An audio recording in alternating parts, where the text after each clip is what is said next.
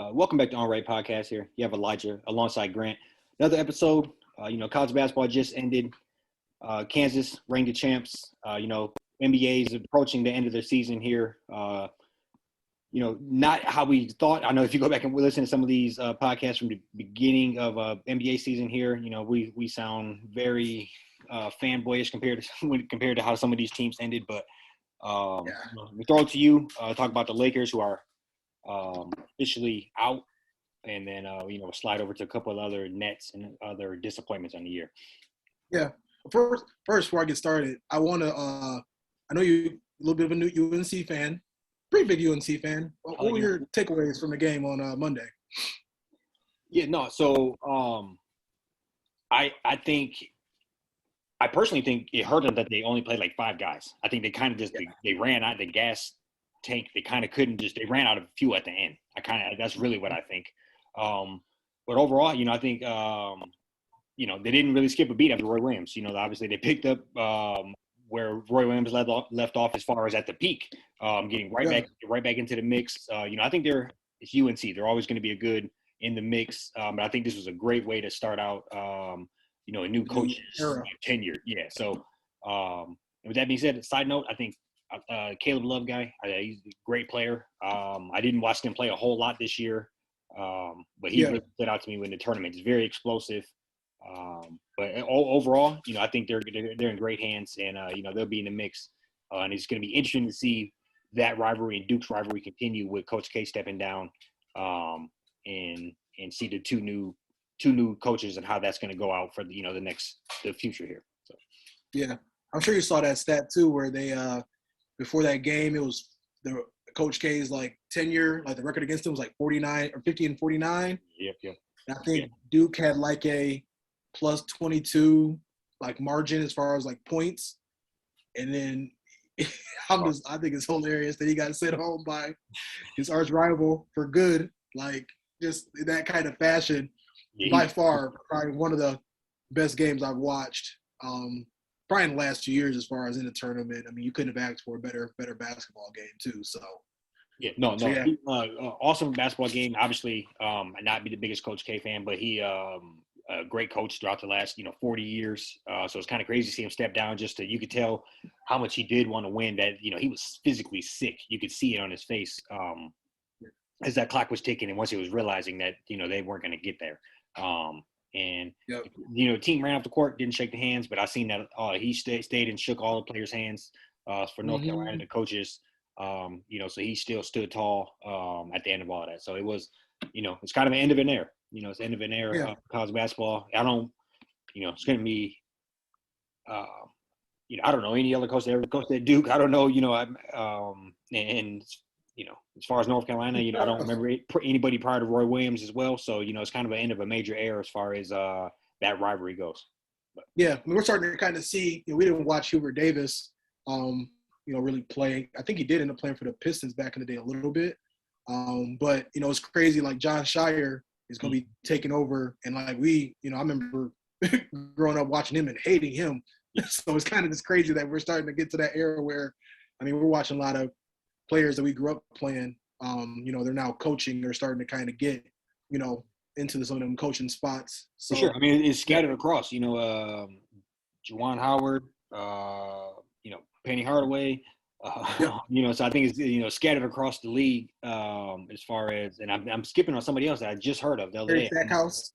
Yeah, maybe that's what it is. Vanderbilt. Yeah. So, there are a lot. And I think, I know we've always talked about this, but I think they're much more relatable, and that's where it's headed. But I'm glad to see the Michigan one of the first ones to hop on that train, and absolutely. Well, so no, it's just interesting how basketball, kind of changes and progresses over the years. As far as when we first started watching, every coach was 75 years old, Bob Knight type deal. So compared to some of these coaches now. Old and just from a different cloth, we'll say that, compared to who's getting the jobs now. So yeah, absolutely. But we can now get to the more depressing part of the episode. Talk about Lakers. They're done. Let's be real. They were done a month and a half ago. I didn't even, it's one of those things where I think, I mean, there's just so many like issues that they was running into, probably injuries being one, but like, I mean, I think I told you, last July, August, like when they got Russ, nothing against him. I didn't really think he was going to fit, I saw LeBron's thought process, what I'm saying, as far as like, thinking he was, kind of be able to come in and run the show. But I just think for Russ, like, not trying to point the finger at him or anything or say it's like his fault directly. I think like kind of that pressure of coming home and, what I'm saying, and just, it's spotlight is a little bit brighter when you're not playing for like OKC or like Houston or, Washington. And then on top of that, I mean, they had an injury bug like out the ass. I mean, I remember we got Kendrick Nunn. He's not going to play at all this season. I think LeBron missed like 25, 30 games. AD missed like 35, 40 games. Melo ended up missing like 15, 20 games. Dwight Howard, the list goes on and on as far as, that. And, but it is still kind of disappointing because, you think that they'd at least been able to, be a 6 seed or, be the 7th seed in the play-in. But, they're on TV quite a bit. So we see everything that's going on. And they even see them, and I think they're up by 20 against the Pelicans like a couple weeks ago, and they ended up like blowing that lead. They lost to the Rockets like 2 or 3 weeks ago, blew that lead in overtime. And then you see them, somehow beat Golden State, like LeBron has like the game of his, one of the best games of the season. And huge disappointment. So what I'm be real interested in is, because now, you're sitting here, you're about to lose 50 games, probably for the first time in a little bit in the season. You got no draft picks, got the rest of his fat contract. You got a player option. He's 40-something mil, so he's definitely picking it up. And doing your favors. Yeah. Yeah, like you ain't, there's not a lot of flexibility. I know they've kind of talked about, trading AD or something. You kind of see that, kind of in the Twitter world, just circulating a little bit. And then I just think one of the things too, where it's, you got LeBron kind of on the back half of his career. Injuries are definitely starting to show their face a little bit more often, a little bit more frequently. So it's gonna be the summer will be real interesting as far as waiting to see if LeBron's going to sign that extension, and then also seeing what they're able to pull off in free agency. They're really going to have to just retool the entire team for the most part. So we'll see what happens. Yeah, no, I think I don't know. Let me ask you this, because I know we were texting about the other day. So LeBron, he has a player option this summer? Yep. Yeah. So he can not take it and go somewhere else, theoretically.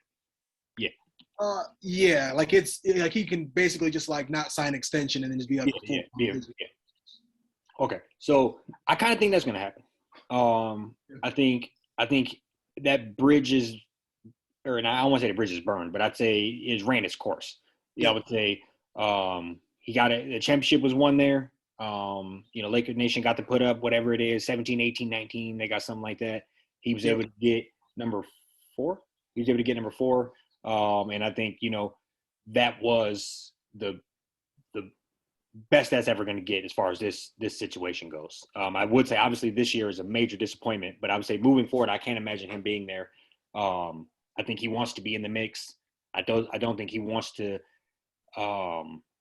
be in this type of, even if he, like you said, even if it was a 6 seed or a 7 seed you're playing in, you're probably at a different, I'm having a different conversation with you. Even though I do think that would still be some sort of a disappointment. But if you're in that mix and maybe you win a series or maybe you push somebody to, competitive, and you can say, okay, we just need this. I don't really think there is just this to fix the issue. Like you said, no, you don't have no draft capital. You have very little money to play with as far as free agency. You're one of the oldest team. I think that we're the oldest team ever assembled.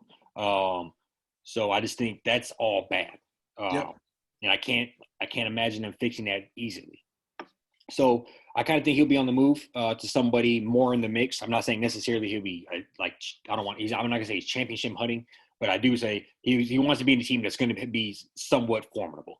And obviously you throw him on a team that makes most teams pretty formidable anyway. So I think Like we've talked about Cleveland. I wouldn't be shy. He recently talked about Steph Curry. Maybe they can figure out a way to get to the Warriors. I'm not. That would be much more championship type of level team, I would imagine, than if he ended up in Cleveland again. Yeah. But I think ultimately the season just didn't, like you said, due to injuries, due to the coaching mishaps, just age in general. And I'm not going to put a lot on Russ. I do think Russ is playing identical to what he normally plays like. I just think it didn't work. I think, I think he across the board is playing maybe 5% worse than he's played most other years. But it's not like, he's fell off the cliff. I just think it's not working.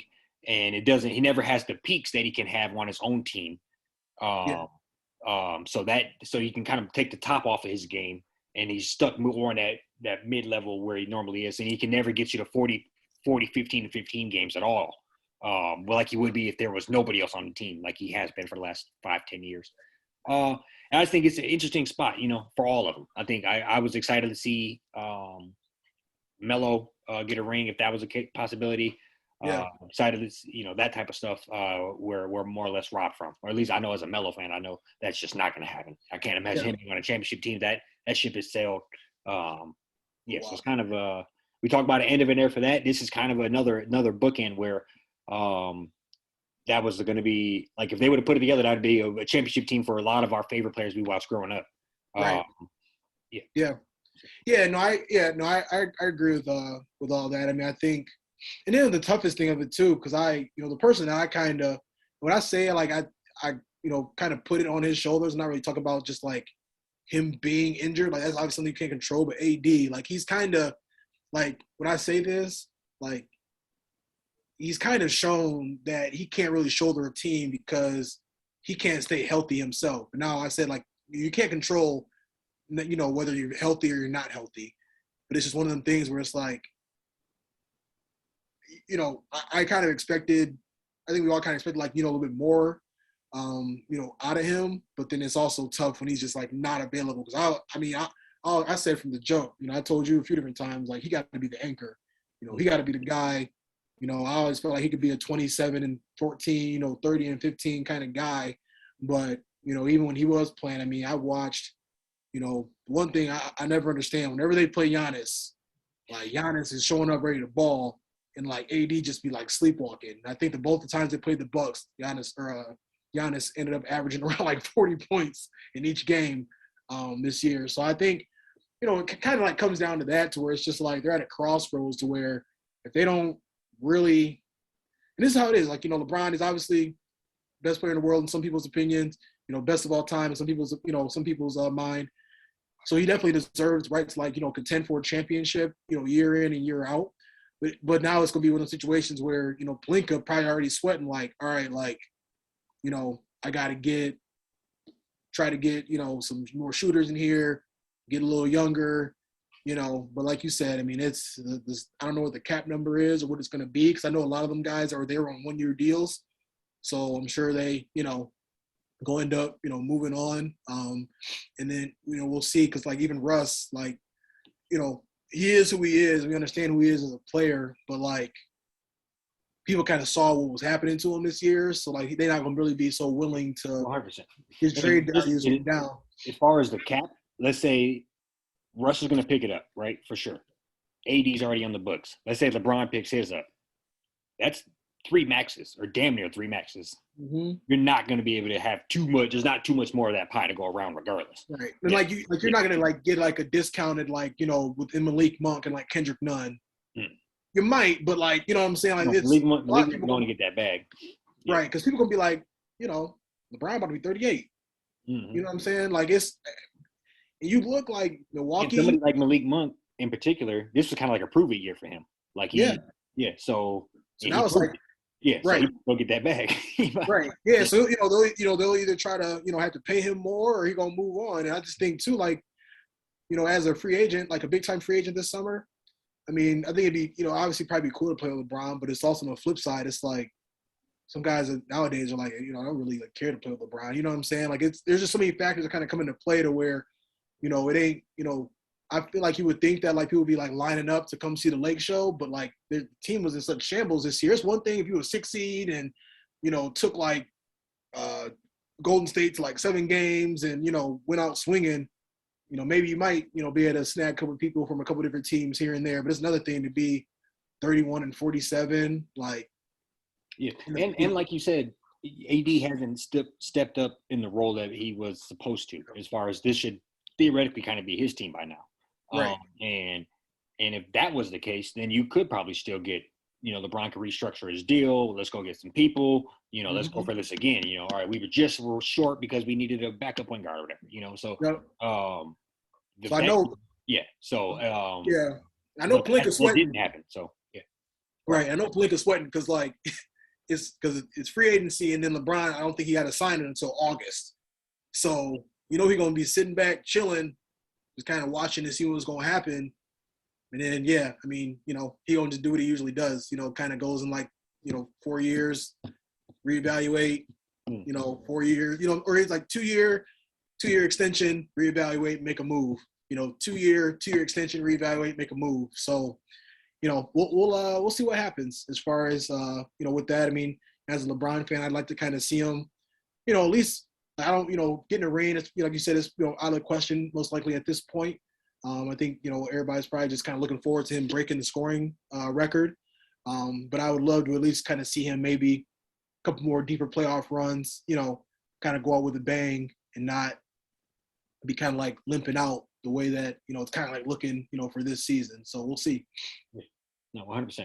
And then I guess just to jump to the other side of the country as far as disappointment land, that'd be the Nets. And just, top down from Steve Nash to, James Harden demanding a trade to Kyrie with the vax shot to, to you can go to trading for Ben Simmons to him just not playing for no apparent reason. It's bad. KD missing all the games. Joe Harris out. They're struggling. If the Lakers just blew all 4 tires, they're riding on three flats in a donut. So it's bad. I just think. They're on a hill without the parking brake on. Facts. It's just bad, man. I don't know. Yeah. So I don't know. I just think I'm not sure what they can do. I think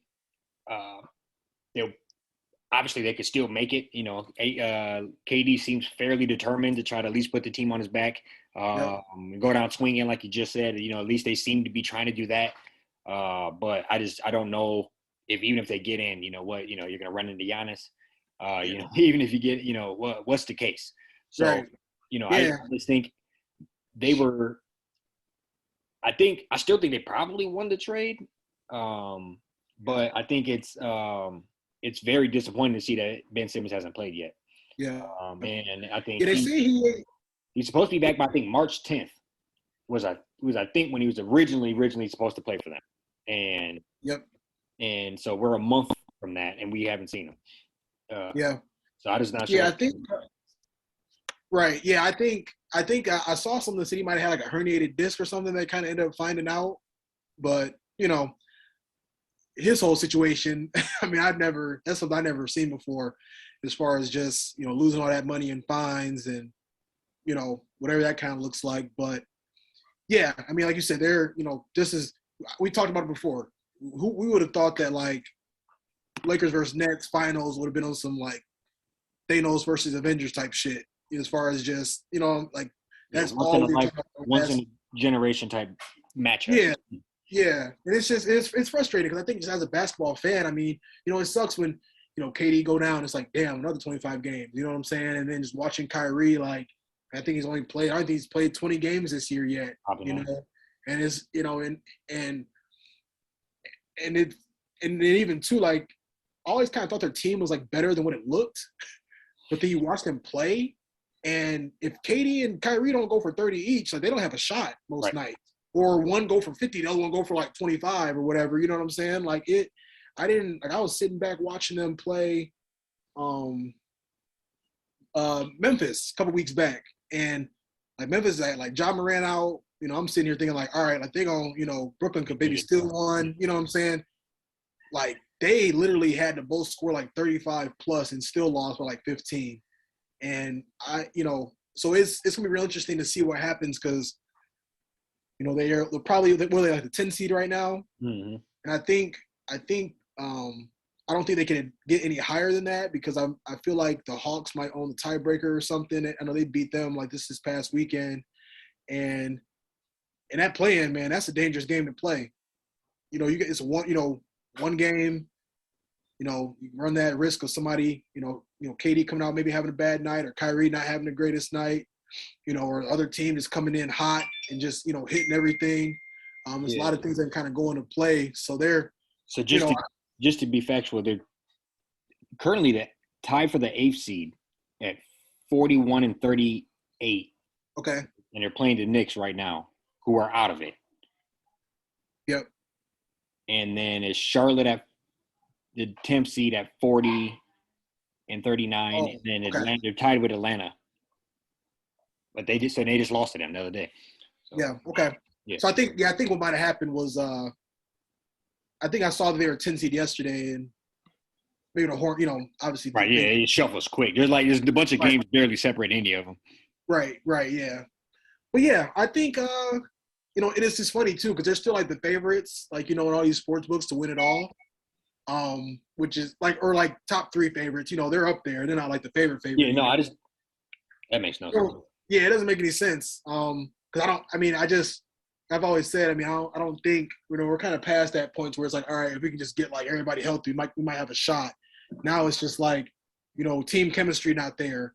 You're not going to have your third, you're not going to have your third guy, and like I said, they're going to mess around and have to see, that juggernaut in Milwaukee. Go see Miami, just not the ideal draw. And that, and we've talked about just going back to where I think, some situations, I feel like that home court advantage or just getting the highest seed as possible is important because, they're already going to draw like one of the best teams in the league in the first round. So it's just not looking good as far as that's concerned. Yeah. No, and I'm just looking at it here. Boston, Milwaukee, and Philly all have the same record. That's crazy. Yeah. So if you're talking about shuffling 1 to 2, you can go from second to fifth like that. Yeah. That's home court advantage to being on the road all the time. Right. And it's crazy because, like, I don't think anybody's locked up the 1 seed yet either. So it don't look like it. And with that being said, you never know because somebody might. I know you ride high on Miami, and it's just a squad that I don't believe in, I should say. But that's a quiet number one. They're sitting at 52 and 28. Yeah. And that's just not being talked about. And also just a side note, we just did it too, but it's so sickening turning on all the major news networks, and they only talk about the Lakers. They only talk about KD and them. It's like you won't even Miami has no love. Boston gets no love. Yeah. Phoenix really even none. They just had 63 dubs. Yeah. It's just kind of bizarre, how it really it needs to be spoke about just like more broadly how good some of these other teams really are. Because I think we're being robbed of how special some of these other talents are, like a Devin Booker or even Jimmy Buckets. He's an underrated great player for this time period. Yeah, so people like that just kind of. Yeah, it's funny you brought up the Suns. OG Melton just texted me Booker MVP like literally like 30 seconds ago.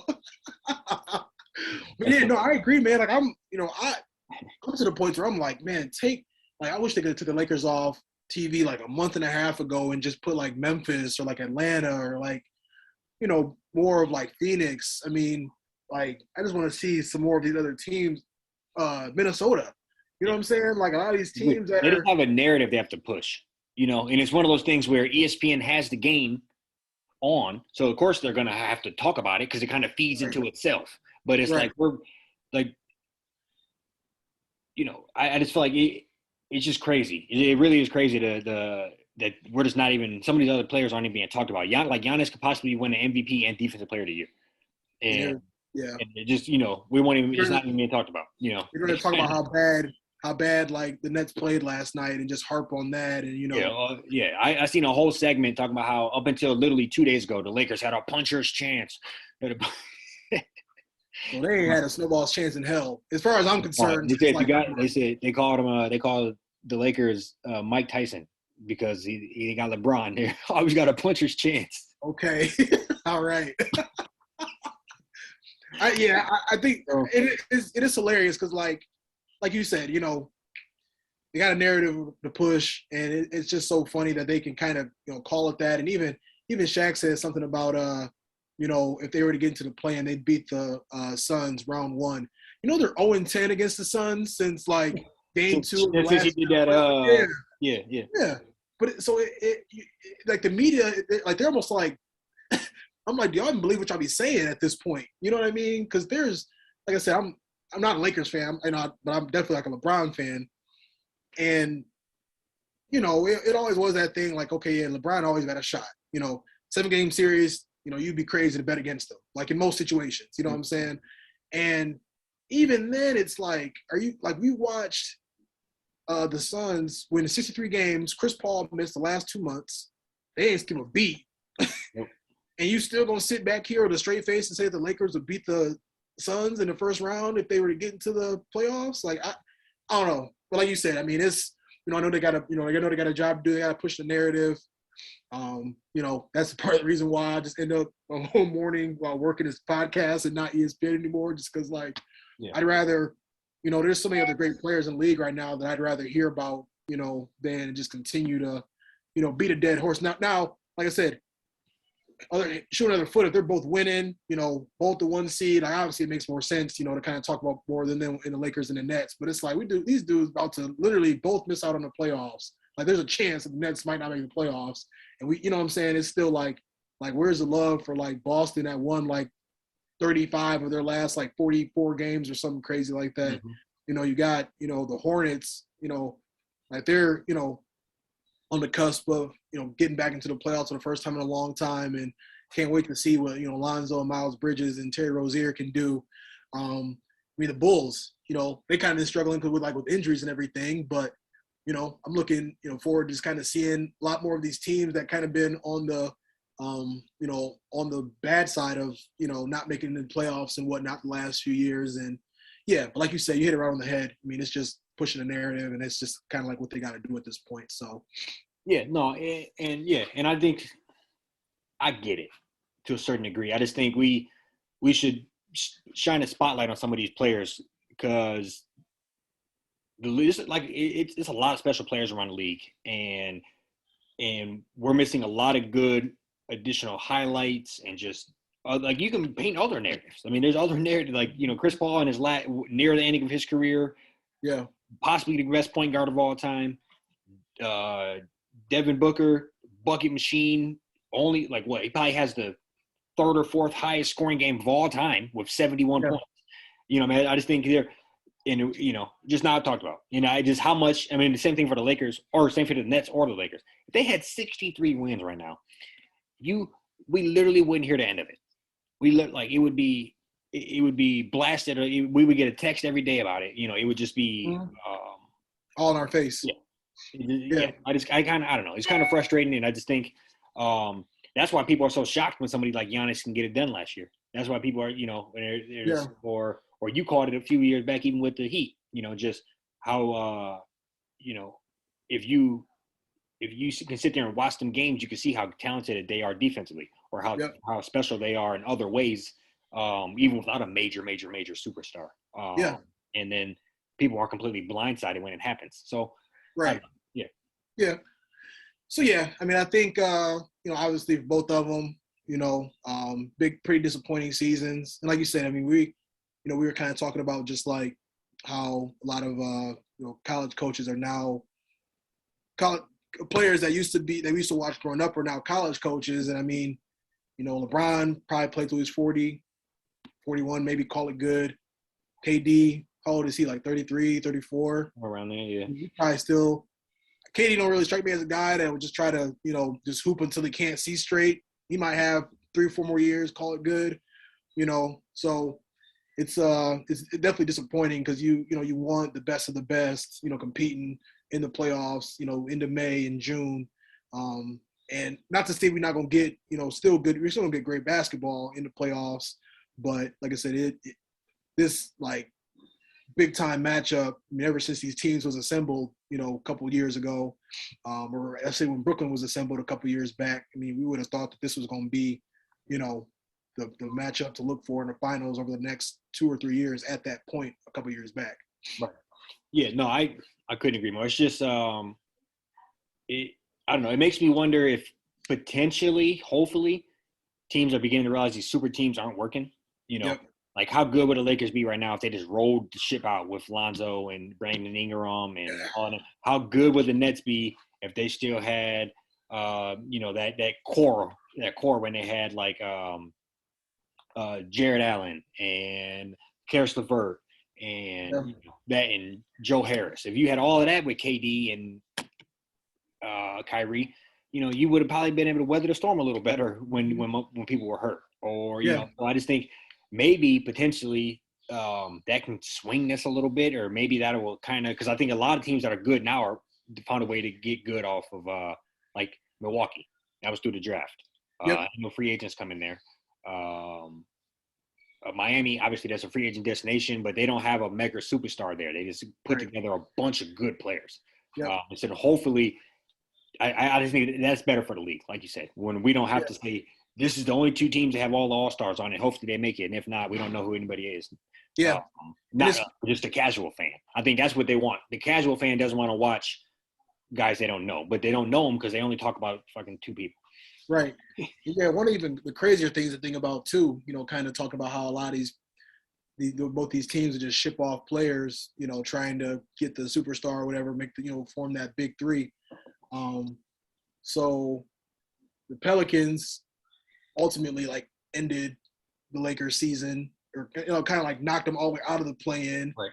They ended up shipping off Brandon Ingram, and he was calling LeBron LeBrick and making free throws, taking jump shots, looking at him, laughing at him, and then a couple weeks back, Spencer Dinwiddie got shipped away from the Nets, and I think he got shipped away from the Nets when they were trying to make some of them trades and whatnot, and then he ends up hitting a game winner with Dallas to beat the Nets. So it's nuts because, like you said, I still think I think the thing that the Lakers did last year was keep as much as you don't like them, keep Caruso, keep Caldwell Pope, keep Kuzma, and then work a way to I think they could have just either kept like 2 out of 3 of those guys and try to get Buddy Hield.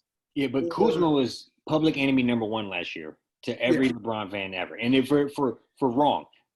I personally think similar to Russ. It's just public enemy number 1. Yeah. We have to fucking point and execute somebody, and it's going to be him. Yeah, and the funny thing is they wanted to keep Taylor Horton-Tucker, and he has played horribly. They wouldn't give him up for Kyle Lowry. Yeah. And what's so nuts to me is you was ready to ship off 5 players for Russ, but you wouldn't give up Taylor Horton-Tucker for Kyle Lowry. Agreed. I think they think that's one of our only good young players. I think that's what the thought process is. Like you said, we can't have if this don't work out, we're gonna have a whole team full of 37-year-olds. Yeah. And at least we should keep the 126-year-old. But I agree. I probably was a little hard on Caruso in general, but I just think it was funny. That goes back to the narrative. But I do think in general, I think it's probably a little. It's fun to poke jokes at. But in general, it's hilarious. It's hilarious watching these senior citizens chasing Luka off a pick and roll, can't stay in front of nobody. You know what I'm saying? Because but that's where Caruso would have came in to come off the bench and just emphasis on defense. Oh, for sure. I get his role. It was just like I said, kind of fun to poke jokes. Oh yeah, absolutely. But in general, I just think I don't know. It's crazy. The NBA is crazy. It's just it sways so fast. We could be saying all this, and then they could be trying to. In 2 months, we could hear about a super team in fucking the Utah Jazz or something. You never know. Oh my God. I hope the worst for Utah Jazz every time they step on the court. Yeah, and I just think these teams are going all in. Like I feel like LeBron, when he gets to a squad, they liquidate. Like we're going to go for it right now. Yeah. You're not gonna have a draft pick. You're not gonna have a good fucking young prospect. We're going for it. And then when that doesn't work out, it kind of looks bad. Mm-hmm. And like you said, he is strategic and he could be on the move. And he don't care. No, it is a business. It's a business. Yeah, right. Because they try to ship him off and do whatever they was gonna do regardless. So it's like he might as well control his own narrative. I think it's great. That's all I have to say. I think he probably should go. I just think. Yeah. I don't know. Why? I guess why stay? I guess. Right. Yeah. Go to Cleveland. You can slide right into the 3 spot. And just to. I guess is the word of the day here. But back to the narrative, him passing the scoring title in Cleveland in a Cleveland jersey, that looks better to me than him being on some random ass team, being in a Dallas jersey or being in even a fucking somewhere trying to win a championship. And right. But if he was at home in his home jersey, you don't really, right. Yeah, it would hit a little different for sure. Yeah. So we'll see. I think. How it. I know Rob Pelinka's sweating right now. It's really gonna be one of them situations to where, they really gonna have to. He gonna have to make some moves, and that's like you said. LeBron show up, you got to make it shake, or else he gonna be out the door. Yeah. So, we'll see what happens. Russ is saying how he plans on coming back if they'll have him back. I think they got to kind of keep him because I don't really know. You could probably because. Second round picking a player or something. I just, I don't really know what his value is at this point. You know what I'm saying? But I know you're not getting 3 players in a first. I know that for sure. You know what I'm saying? So it's just one of them things to where they're gonna have to, move some pieces around and make it happen. Such a big contract. Yeah, it's gonna be hard to move. Like you said, you're gonna give him 3 players. No, nobody's gonna do that. You're gonna give him, so it's gonna be very hard to. And why would he ever give up that money? Yeah, I don't. Hey. Yeah. I don't blame him. Kendrick Nunn picked up his player option, $5.something million. He just sat in street clothes all year. I don't blame him though. You might as well. This is why you get the money. You know what I'm saying? Them injuries, man. They come and they affect my player option when they offered me the contract. Right. You call an hour later. Yeah, I won't put my player option next year. For that 2027. Yeah, I'm gonna. Fully guaranteed, right? For sure. Okay. Yeah, put that through. Yeah. It's even funny, ironically, you got the Nets are somehow down to the Knicks by 9 points. It's I don't know. It's weird here for sure, but like I said, you gotta give the credit to, the Suns, the Grizzlies, the Bulls, Heat, Celtics. A lot of these other teams are starting to just, come in and, they're taking advantage, how I look at it. The window for LeBron is pretty much closed as far as, getting another championship. Who knows how much longer KD will be around. So you kind of hate to see them both just kind of limping around like this, like the way they are right now, though. So. Yeah, no, I agree. And I don't think either one of them are, quote unquote, done. I think they'll be back in the mix, and they're always cooking some up. The two of the best. Yeah. I can't wait to see Ben Simmons with the Nets. Yeah, I just wish when things were done that the media hopped off of it. Right. Absolutely. For me, it's there's no reason to even talk about the Lakers throughout the playoffs or anything at all. They're not gonna be in there. What Magic say? They're not gonna be there. That's so funny. That's hilarious. Yeah. Yes, sir. You got anything else for the peoples? Hey, that's all I got, man. Yes, sir. All right. Thanks for tuning in, people.